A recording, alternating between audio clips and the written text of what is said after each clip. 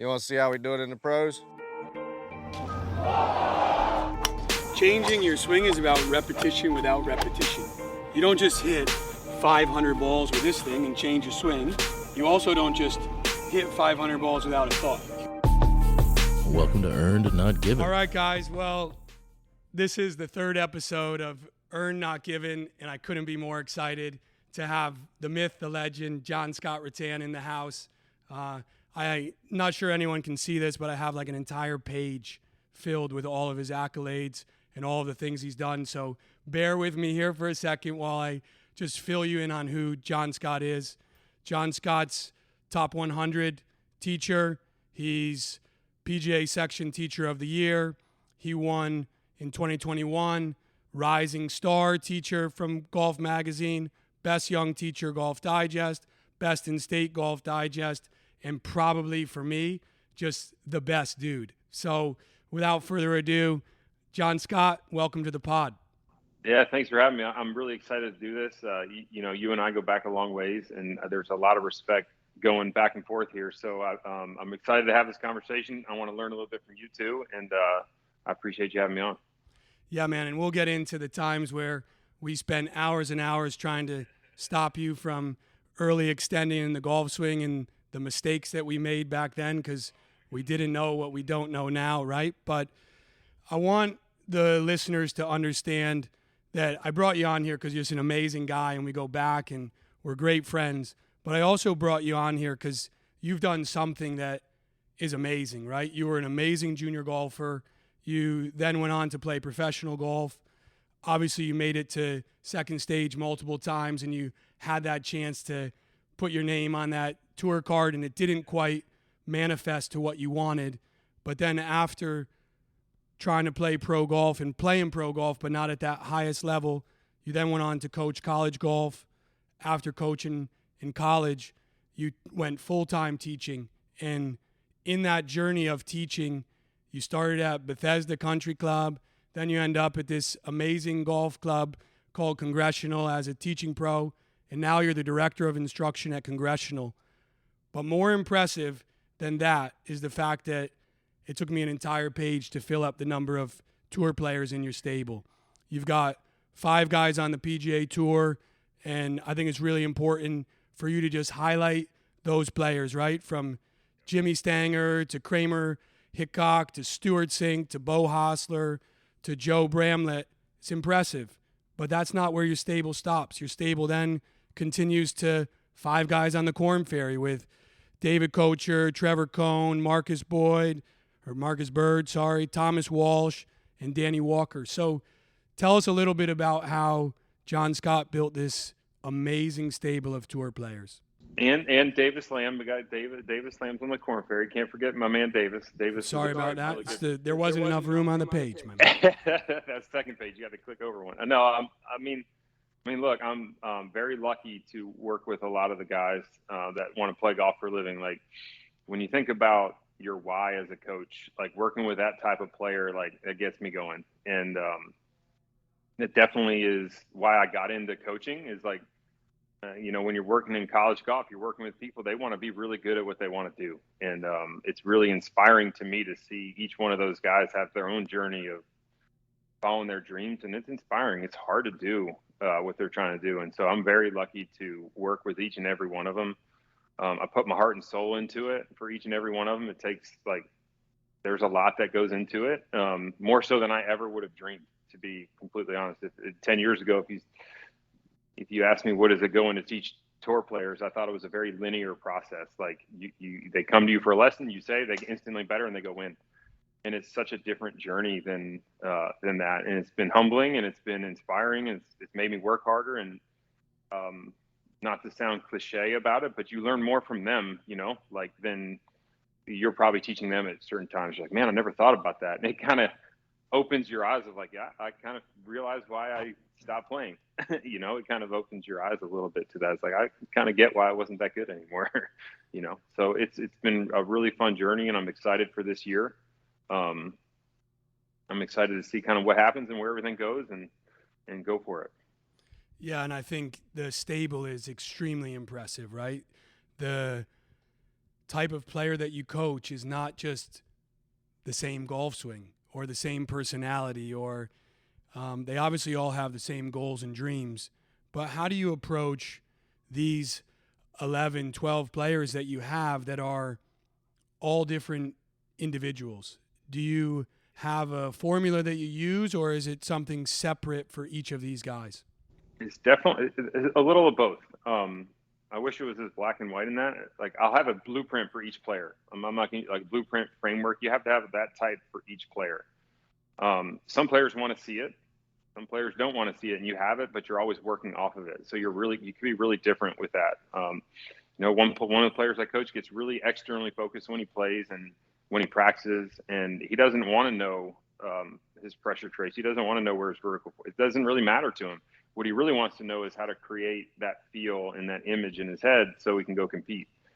There's other people that really want to know, every millisecond in their pressure trace, every Newton, was this one better than that one? Like, they want to really get into it in the gym and really, like, test themselves. And that person, we're going to go through each step. We're going to go through all the P's with them, and they're going to know where they need to be on every time. And I think both are really effective.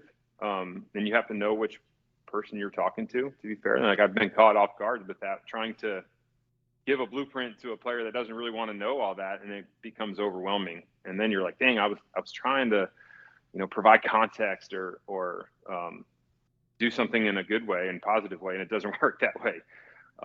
I think it's really cool to work with a guy like Davis. I've taught Davis since he was a freshman in college, like maybe between the summer of his senior year to freshman in college, and to see the progression that, from an 18 or 19-year-old to a 23, 24-year-old. He won twice on the Canada Tour last year. And it's just to see, like, that progression and how far you go from the skill development part is pretty cool. And, for that player, they had to go through COVID, right? You deal with that. Like, that was a different time as a coach to go through that with a student, because there was a lot in there. But it's cool to go through. Each experience is so different, and you learn so much through each player with it. Yeah, it's amazing. And I think when we listed all the names of your guys, I didn't have enough space on my paper to talk about all their wins, but your guys are not just your guys, they're getting better, right? Your guys, when I went and looked and drew up my ideas for this podcast, the big thing is that every one of your guys seems to improve their ball striking statistics. It might be because you might have the best 6-iron on the planet yourself, but you also talked about a second ago, like the vertical force or the Newtons or whatever. I think something important for our listeners to understand is you really do an amazing job of collecting data. You don't just go in and say, let me take a look at what it looks like on video, and I have this model golf swing that I believe. So if you could kind of explain how you use technology to not overwhelm the player, but to really help them make their goals and dreams a reality. I like to say it, and it sounds really simple in my head, but you can never, like, lose sight of what good golf looks like. I know it sounds simple with that. Oh yeah, well, we want people to hit it good, and you want people to not three putt. Yeah, but you have to understand, like, a swing, there's somewhat of a hierarchy on movements. And I think one of the most interesting thing that I've found going to, 2 tour events a month for the last 5 years, let's call it. So you're going to, I don't know how many that would be. Let's call it, I've been to 50 tour events the last 5. Every time you go, you see something and you learn something of, man, like, I wouldn't have taught that. Or on, a seminar I went to said, don't do that. Or you see somebody's grip that's off, or that guy has a double peak, but man, he's one of the best ball strikers going. Or, why does Tony Finau's, like, right ankle stay on the ground so long? I thought we were supposed to launch and spin. And you learn things of what works and what doesn't. But you can never lose sight of what good golf is, or what a good move looks like, and what ball control looks like. On that same sense, I think I do a pretty good job of diagnosing the difference between a symptom and a disease. Mm-hmm. And you try to, like, very early on, get the one thing that affects the 4 or 5. And when you do that, you can create this plan for the player of, like, okay, like, let's call it a reverse spine. Let's say a player has too much extension at the top. That's going to create it's a macro movement, I would call it, and that's going to create 3 or 4 compensations the player has to do. Maybe they hang back through impact. and they're working on not hanging back their impact, but they're so left at the top, like you're never really going to fix it. You got to give them incentive.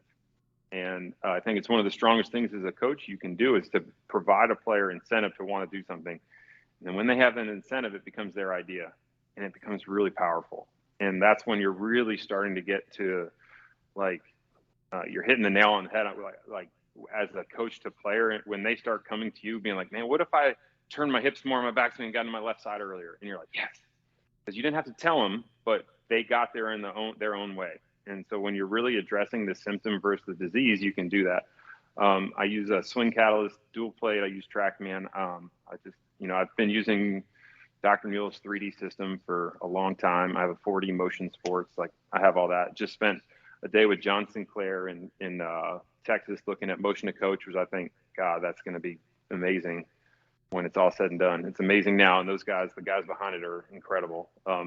So it's going to be at your fingertips as a coach. Like you're going to have all the info. The AI is going to say, hey, you need to do this, this, and this.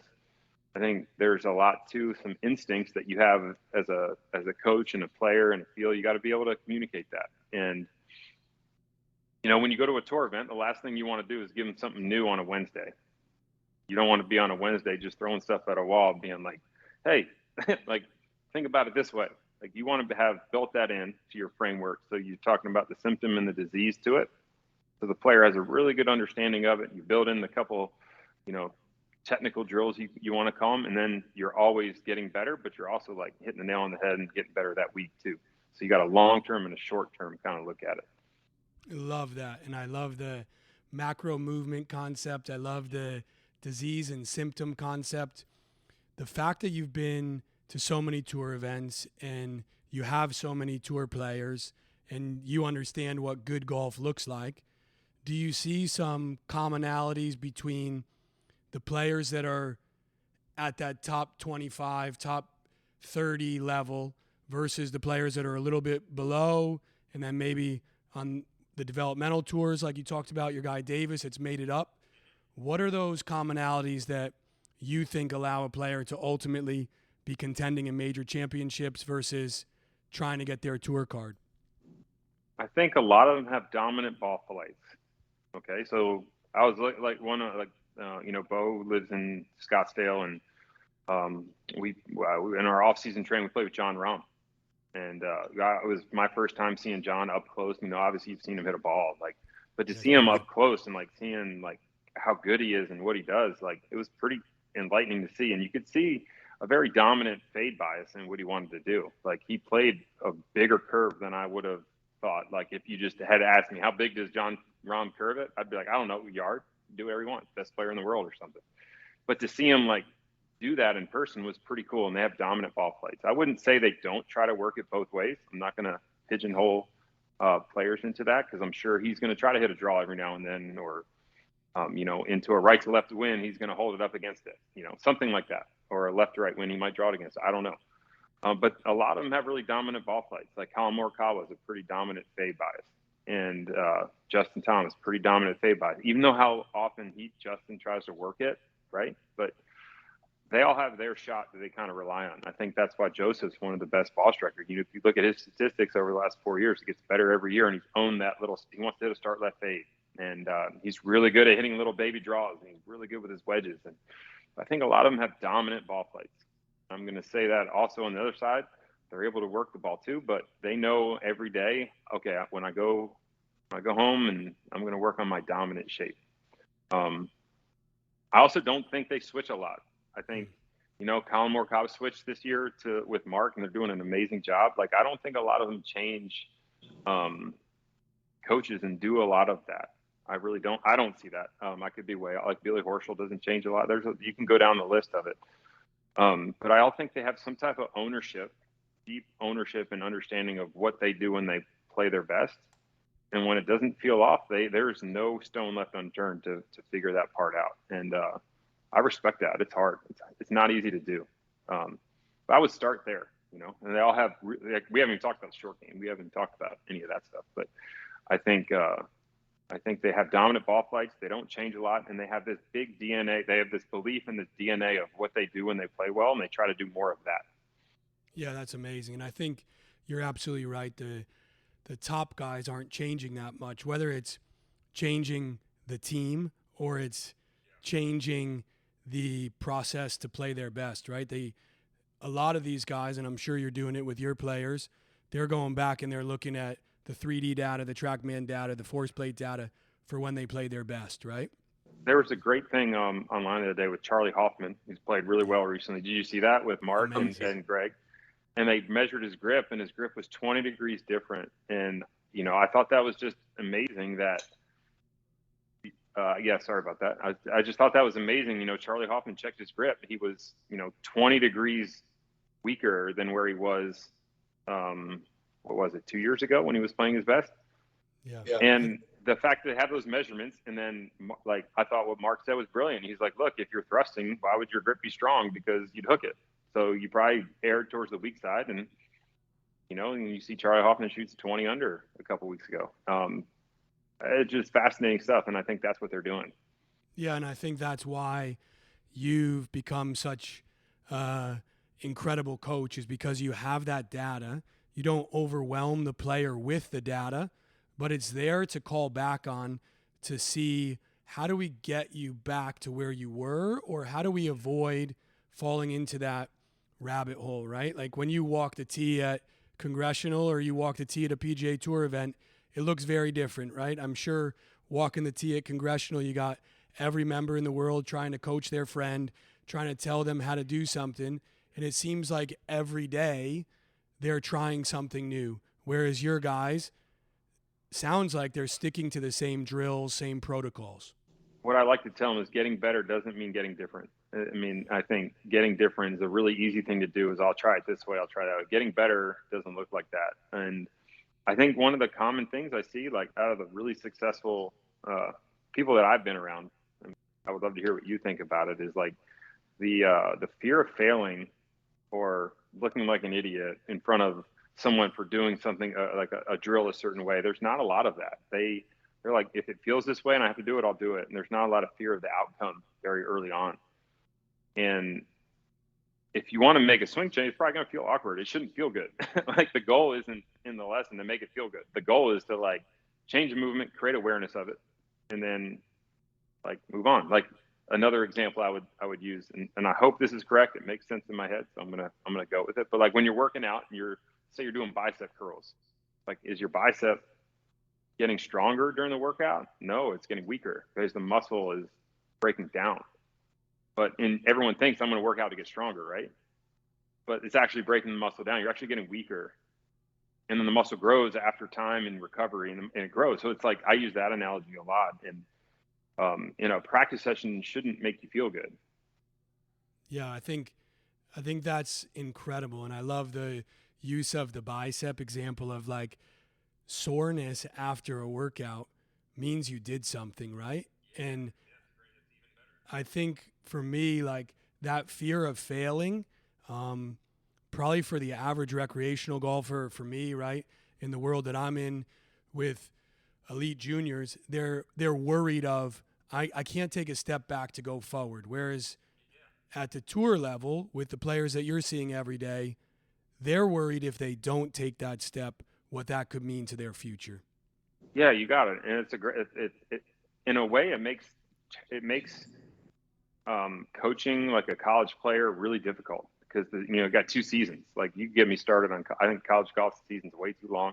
Like I'm on the outside as a coach, as a coach at a private club now, where I get guys that come in for like 2 weeks in the winter, and they got qualifying January 15th, and you're trying to work on a move that's going to help them be better when they play pro golf, and it's really hard to do that because they're going to go and qualify and be like, well, I don't want to feel like an idiot when I qualify, or maybe that's too strong of a statement, or that I don't want to hit it bad in qualifying, and they probably don't go as far in on the changes you need to get done, and it just kind of like development wise probably doesn't help them. Competitive wise, it's great, and then even with junior golf, with the amount of pressure some of these guys and girls are on very early on to get recruited or get their rankings up or get AJGA stars, it gives you a lot of respect for the people, like, have you seen King Richard and how the Williams sisters were raised? Like,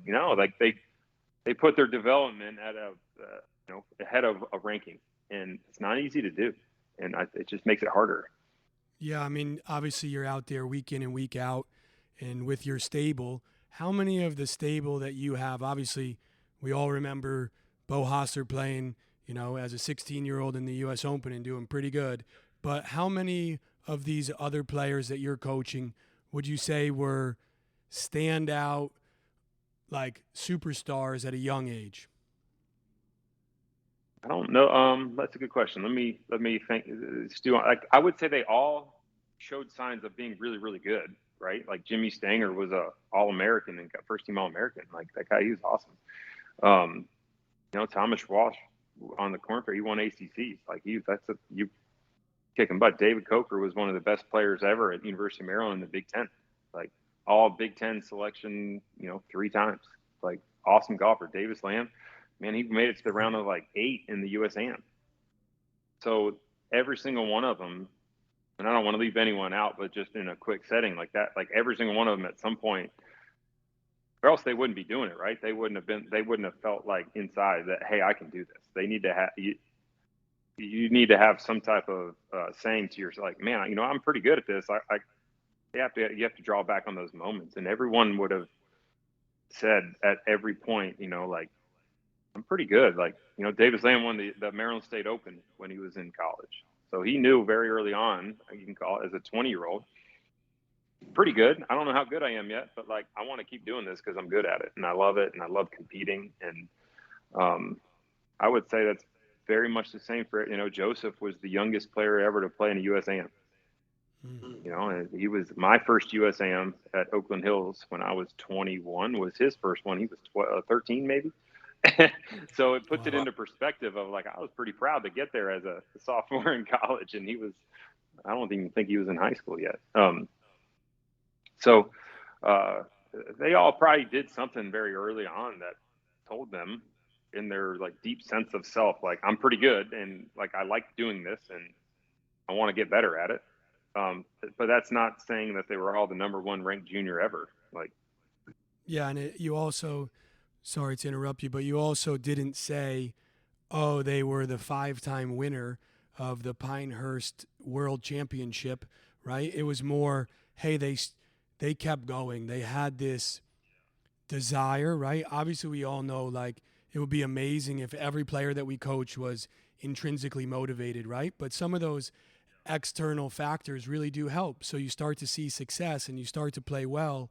And lucky for a lot of your guys, they found you in that journey where they were still malleable and you could still create these habits that allow them to get to that next level. I guess to pull on what you were just saying before, I don't know where you're going to take this, and that's what's exciting for me. But like when you talk about these players have some commonalities or they have this drive or they never forget how to play, but then you were talking about that college player example where they come in and they see you and they only have a couple weeks to train before the season starts. Well, you have a huge stable of guys that every week they're playing to put food on the table. So how do you build the year for your players? Obviously, I'm sure it's different for every player, but are there times in the year where you're really going deep and other times where you're maintaining? Yeah, like, it's a great question. You have to be strategic with it. For on the PGA Tour, you have to take advantage of your off weeks, and it gets really hard when, especially with where the FedEx Cup points are right now, and you got these. Every week feels like if you're not playing, you're probably missing out, right? And you want to get in these signature events. So you see it on both levels. You see, like, Bo is 12th on the Aon Swing 10 or whatever. That gets him into Bay Hill, right? Like, he's had a pretty good year. He's had 2 top 10, a top 15. He's played pretty good so far. Hasn't missed a cut, but to get into Bay Hill, he's got to play. Like, you can't just take off. You got to play to get in the next one and then get in the major. So there's always like some level of qualifying, no matter where you go in golf. So you got to be really strategiks with your weeks off, and you have to understand that sometimes rest means getting better. And the recovery means like you might not be on the range, but you're working on your golf by resting. And there's a big piece of the puzzle. For those guys, the travel and the wear and tear on your body, like it hurts. A good example, I think, what week was it? During Pebble Beach, myself and Jason Glass, he works with Joseph, he's his trainer. We went out to spend 3 days with Joseph on an off week, because I know Joseph, he works his best on his off weeks, and I want to take advantage of those. And throughout the year, we're going to schedule a little bit in advance on the off weeks on when we know he's not going to be playing, or like the Olympics is this year. I know that's towards the end of the year, or there's an event that he's not going to play in. Like, you take advantage of those, and you want to do as much as you can in the off weeks to maybe sprinkle in or drip. Jason, I like to call it, you drip in something a little bit new. And then during the year, during the other weeks, you just keep dripping. You keep dripping. It's not like a faucet. You don't just throw it all at them. It's just like a little drip here, a little drip, a little drip. But you really take advantage of those off weeks. Jimmy is a great example. Jimmy, going through some equipment stuff at the moment and trying to get the right shaft for the club head, because his delivery has changed just a little bit. And his 2 off weeks, the last weeks, have been really valuable for that. So you got to take advantage of them. It's really hard. And in college, to me, college is even harder in a certain regard, because it's remote, right? Yeah. You're doing FaceTime lessons, and you have some of the guy. It's hard, and the things they need to do probably are maybe a little more difficult. And to find those little 1% nuggets that keep helping a player get better, which could be getting to the putting green 20 minutes before and actually starting their putting warm up for their full swing warm up, and then going back to putting so their speed's better that day. Those little things, they matter, and they go a long way over the course of a year. And it's like a lot of my thought process as a player was like, hey, there's so much heavy lifting going and getting. I was always looking for this major, if I just take the putter head out a little bit more, I'd be, you're looking for these major nuggets, where it might just be the opposite of that. And it's a lot of little things that add up that all of a sudden, make you work better. No doubt. And that's amazing. The little drip. I love that. And then you shared an amazing nugget there that I want to pull on. Obviously, Jason Glass is the man, right? And you also have players that work with a lot of different people, right? So how do you build this team around your player, and what role do you take in that team? Obviously, some teams you're joining after they're established, some teams you're building. So if you could just explain, right? Because to the average golf fan, they watch an event, and the only event in the world that you don't get to see it at is Augusta, because they do an amazing job of saying only one coach is allowed on the range at a time. But some of these events, there's 8-9 guys around them. So what talk to us about the team approach. Yeah, I love the team approach to it. I think, I love working with Jason. I think he's awesome at what he does, and being able to provide the player hey, this is how we need the club to move. We can use the performance coaching to get the body to work in the way we need the club and the body to move, and then protect you from from injury. Sorry. And it's only stronger when you got 2 guys or 3 guys or 4 guys in your corner to help you do that. I think it provides a lot of value to the player. And then as a coach, there's times you feel like you're on an island, right? It feels like you're you want to feel like you can talk to somebody and say, hey, I'm seeing this. What do you think? And that's on your team. That's, has the player's best interest in line. I grew up going through Greg Rose was my, I saw Greg for the first time when I was 15. He trained me when he was working out gymnasts in the Olympics, and, Pre-TPI right there in DC, right? Yeah. So a lot of people don't know that. TPI had a big Maryland background. Dave Phillips was at Caves Valley, and Greg was, in Rockville, Maryland, where, I grew up, and I still, I passed the old TPI every day going to work. So I grew up in that, hey, you have this team around you, and we go to TPI to get captures of all the players that are on Titleist staff. So you have that data to go back on. So if I have a question, if a player's battling something, or you want to, go back to or refer to the data, you have it, and you need that as a team, and you need that. It only helps the player be more confident in what they're doing. And at the end of the day, what you want to do is help that player. That's what you're trying to do, right? You're trying to keep them healthy, provide a level of I don't want to say service, provide a level of coaching that gets them more confident to go out there and follow their dreams. So when they're playing, there's no searching. Yeah, yeah, no doubt. And getting players to play better isn't just always about what it looks like at P4 or P5, right? A lot of times it's about how they understand themselves and how they handle the adversity, how they lean into opportunities. So how do you collaborate and how do you bring in someone from the mental performance side to your teams? Yeah, not all of the players that I work with have somebody they talk to on the mental side. I think half of them do, half of them don't. At some point, I'm sure all of them have talked to somebody or used a sounding board as an old college or somebody or their caddy. That's something we haven't talked. Like the caddy coach relationship, super important. Again, I'm really lucky. All the caddies that work with my guy, like they're amazing caddies, and they're on the front lines. They're seeing every shot, and as a coach, you've got to be able to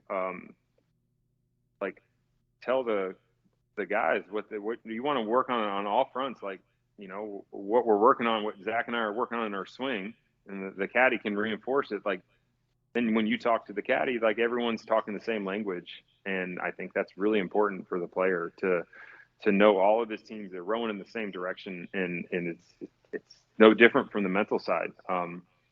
Again, I'm really like Julie Elion is like a mentor of mine. I've known Julie for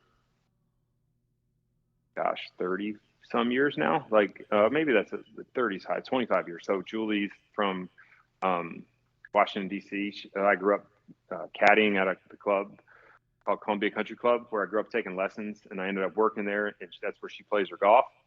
And so I knew her when I was playing, and she helped me when I was playing. So she's amazing at what she does of looking at the whole person and the stuff she's done. I'm so glad that her star is being recognized, now, because I've known it for so long, and the people that she's helped, and not just in golf. Like if you really got into it, not just in golf, the people that she's, not at liberty to say all the names that I would know, but like the people that she's helped and shaped, like it's incredible. So the work she's doing with Justin Thomas and Max Homa and, Ches Reevy, it's incredible to see that.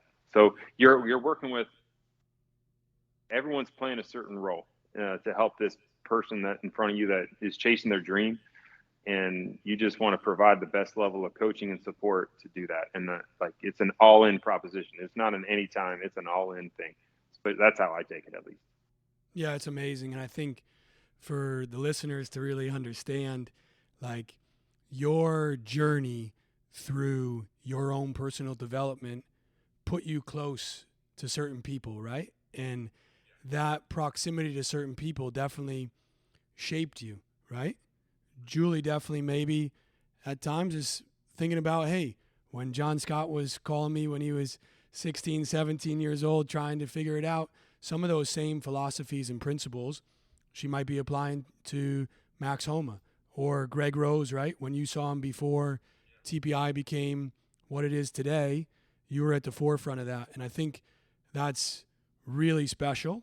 I don't think any of our time hitting balls at the academy put you on the trajectory you're on. But I do think that I would like to talk about some of the things that when you played and then you evolved into coaching, what are some of those things that when we were hanging out are now completely wrong? Well, that's a great question. And I never had a lesson growing up. This isn't a knock on a teacher. I just know hitting it far wasn't part of you didn't want to hit it short. Let's put it that way. But it wasn't like, hey, how can we make this boat go faster? That wasn't part of the question. For me, it was very much, you had pictures. You had Tiger Woods of 2000 or you had Nick Faldo. That's basically kind of the framework. And you were like, all right, well, this is what they do. Don't copy Tiger's left foot snaps a little bit too much. Don't do that part. But do his club works like this. And it was very much draw a line on a TV and you couldn't see the club face. You didn't have a TrackMan. Nothing was measured. So like, the very first time I was at TPI, or I guess it wasn't TPI, it was Greg's a chiropractor at Hart, Greg Rose. I had all this stuff on and I hit 15 drivers and you had to wait like a week to get a report back. It wasn't just right there being like, hey, your kinematic sequence is off. It's like you wait a week and then you go in and you're like, oh, I think that we can take this reading. This one wasn't a good reading, like the sensor move. We'll look at it this way. And I feel like you might need to, can you do a deep squat? It was like, that's kind of where we were. And I worked so hard at making my swing look in a position on my swing. It's probably why it looks good, but it doesn't go very fast. But I can, I was hitting balls on my swing catalyst trying to experiment the other day. And it's like, I can get the path to zero, like pretty good. I can hit it straight, but to make it go faster, it's really not in my DNA. And very early on, I didn't learn that. It was, can you get the ball to do this? And, as a player, I really looked at 2D and like how the swing looked on a camera is the club I'm playing is my butt on the wall. I mean, that, like, yeah. And my solutions weren't very good for that. My solutions, I was working on getting the club face more open, trying to keep, I was literally trying to get the face, my left wrist more extended, the face more open at the top of my backswing to try to like gain depth in my pelvis. Like, I wouldn't do that. I would not do that right now. I would get the face more closed and get more flexion to get more depth in my pelvis and symptoms and diseases. It just wasn't happening like that. So I approach that has a huge influence on my coaching, you don't take that approach from it very often. That was definitely one thing I got caught up in. Yeah, I think it's amazing too, right? Like for us to remember, like, for all the listeners, maybe Casey will put a 6-iron swing of you in here, but it was amazing. And I can remember it was like that Casio camera that we would just go back and forth on looking at it. And it was like, hey, when I arrived and we started working together, you knew that I had a background in TPI too. So it was like this exciting thing of like, how can we do it? And at that time, I don't think we really understood that to keep that depth of your pelvis through the shot, we actually had to almost lose it in the downswing to then have that force coming back. And that's what's cool about you, is that you're always evolving, right? You're always trying to get better because you're trying to cultivate these players, and you're not afraid to say that, hey, I don't know, let me reach out to somebody else. You actually almost want to, right? Yeah, like I'm almost too much in that way. And I'm working on it, but it's like I was just on the phone with John Dunnigan this morning asking him questions on how to read a graph I was up, I was taking a class this morning on my computer at 5:30 just because I want to learn different ways to coach this stuff. And I want to have my knowledge base so deep in it that like I'm able to present it to a student in a way that's not super complicated. Or when I see something, I can get it, I can make the correct first play call more often. Like I think as a coach, you're trying to make the first call the best, the soonest. And the deeper level of understanding you have of it, it can take you in a rabbit hole of, man, we don't really know what we're measuring. Because at some level, there's some bias in some of it. But I get really, what's the quote? I'm going to get the quote wrong, but it's like the people that ask the most questions are probably the ones to trust, and the people that think they know it all, they need to. There's a quote in there somewhere of that, and I'm much more on the end of like I need to get better at what I do. Like there's so much more I want to learn and how to help, and I think that's what makes our game and coaching such an unbelievable thing. Is you could have a player in and give them a feel of how to move their body different, and it totally changes the club delivery, and all of a sudden like they start hitting off the middle of the face, and it's like kind of magical, right? And like as a coach, you always strive to get to that. Like, all right, well, this person comes in, I can give them this little nugget, and they play better and they enjoy the game, and we're always trying to get there. But I'm definitely much more on the side of I don't know it all. I'm trying to learn it all. I also think that helps you as with your players. Is like if you come to me and I can't help, we'll go together. We'll find the answer out. We'll go to TPI and Greg, and we'll talk about something that's not happening, or we'll bring in Jason and, hey, why can't we get into our right hip on the backswing? Like, well, your ankle is not in the right. You don't get it. your ankle's too pronated and you're on the outside of your foot, right? And so those are the things that you're trying to figure out. I think it's amazing that you are what I would call a transformational leader, right? To your players, you're doing the things that you're asking them to do. You're putting in the work. You have the daily habits to, right? You're not playing for a living anymore. You're coaching for a living, and you're putting in the work. You're doing, as you described earlier, the little things that make a difference. And that's why your entire stable is so lucky to have you, because you're not the guy that says, trust me, I did it, or I know it all.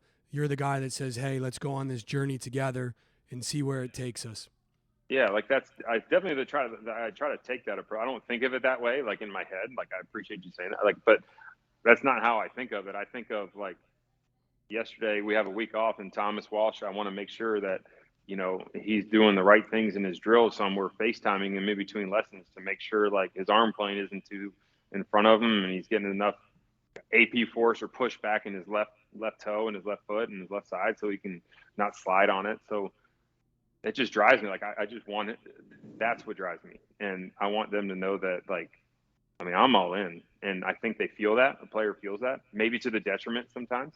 But, like, they need – I always felt like they need to I want to provide the player to know that. It's always been a driver to me of they're not in it on their own. And if they need help, like, I'm here. If they don't, and sometimes needing help is staying away too, right? Sometimes needing help is giving them space, and that's tough too. But I always try to take that mindset to it. It's tough though. Yeah, it's amazing, man. And obviously what you've done with Bo is extremely impressive, right? He's so look, like, Bo's was a great, Bo's a great golfer. Bo's a great golfer well before I met him. Like, Bo was always going to be an amazing golfer. Bo's golf IQ through the charts. Like, Bo knows, Bo knows, that sounds like a Bo Jackson, but, like, Bo knows. but he literally knows, like, what it feels like when he's playing well and what it doesn't. And he's been amazing to work with. Again, he's somebody that I would tell you I've learned as much from him as possible. And it's inspiring to watch what he does on a daily basis to try to, like, be the best player he can be and the stuff he goes through. But Bo was a great golfer well before he met me.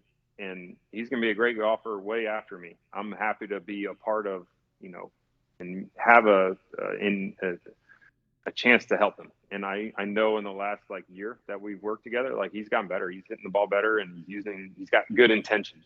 Like, that's the key thing. Like, when he goes to the course and he goes to practice, like, he's working on the intentions are in the right spot. It's not, I'm going to try this like, he's on it. And I'm proud of that. And it's fun to watch. Yeah. And I think intentions in the right spot is why you're in the right spot. Your intentions are always to help the player, not to put another plaque on the wall for some accolade that you win or to be deemed one of these amazing things, right? You, day in and day out, just want to do right by your players. And it's really inspiring, man, to see you come from the guy when we first started hanging out that was still chasing the dream to play, and to now being able to take some of these players and bring them to their dreams and to other players. Like, you have, you know, Bo and Stewart are part of the stable that you're kind of helping them have that resurgence to their career that they want. It's amazing, man. It's really cool to see somebody like Stewart, who's won, you know, $50 million out. You know, he's an amazing golfer, and he's one of the older guys out there. And Jimmy's a rookie, right? And to see, like, the 25-year career in the first year, and it's pretty cool to see both ends of it and see why. I mean, why one, like, Stewart's incredibly successful, and I think he still has a lot to, like, he still has a lot of golf in him. And I'm excited to see that, but it's cool to see as a coach, like, man, this is why this guy's so good. Like, he does a lot of really good things, and it's cool to see that. Yeah, well, I don't know if you realize it, but you attract just great humans a part of your stable, and it's probably because you're a great human. But Stewart's been amazing. I had the privilege of being inside the ropes with him at the 150th, and he took my guy under his wing and made him feel amazing, and probably spent more time on that Friday when Aaron was trying to make the cut in his first major, helping Aaron, than he did help himself, and that's just amazing. I can totally see that. from like I can totally see that, and it speaks volumes for him. It's why he won the Payne Stewart Award. It's why he's so, he's so respected. And even Kevin Kisner, a Georgia guy, like on the waste management. I don't know if you watched that. Kevin was doing the 16th hole, and Stewart hit one to like 3 feet, and even the Georgia guy said nice things about him. So you're doing something right when a Georgia guy can give a Tech guy compliment. Yeah, it's amazing, right? And because you're so successful, you've got a lesson book that's stacked up, and I know we got to let you go. But first off, thank you so much for your time. You're amazing. Every time you and I get to just pick up the phone and nerd out about golf swings, it's a privilege. I think everyone listening now has a better understanding of not just how you approach it, but how they should really look at the symptoms and then figure out how to do those micro movements, how they should be aware of their intentions. But obviously we call this thing earned, not given. So to put you on the spot, for you and your players, what does earned, not given mean? Confident. When you said confidence is earned, and it can be earned on the practice range. It can be earned from, birding the last hole to make a cut. It can be earned from winning a tournament, but it's definitely confidence to me. Is when I hear that, it's like confidence, something that's earned. I can't just say, "Hey, Zach, you're a great coach." Like you're going to earn it through years and years of whether it's studying or whether it's a student, a success story. It's confidence is what I think of when I hear that. Amazing, man. Well, I'm so proud of you to have earned your success, and so proud of you to help these players, and probably more excited for these players that they have such an amazing guy in their stable. I feel proud to say I earned the right to be your friend. So thank you so much for the time, man. We'll let you go crush it. We'll be following you, and don't be a stranger to the pod. We'll get you back on here. You have one of the most impressive lists of players, so we're going to hold you to it. You get one of these guys to win. We'll bring you back on. We'll pop a little champagne together. Yeah, done. Deal. Thanks, dude. I appreciate it. Awesome, man. And we'll take care, okay? Thanks for having me. Appreciate it, buddy. Take care, man. You want to see how we do it in the pros? Changing your swing is about repetition without repetition. You don't just hit 500 balls with this thing and change your swing. You also don't just hit 500 balls without a thought. Welcome to Earned, Not Given.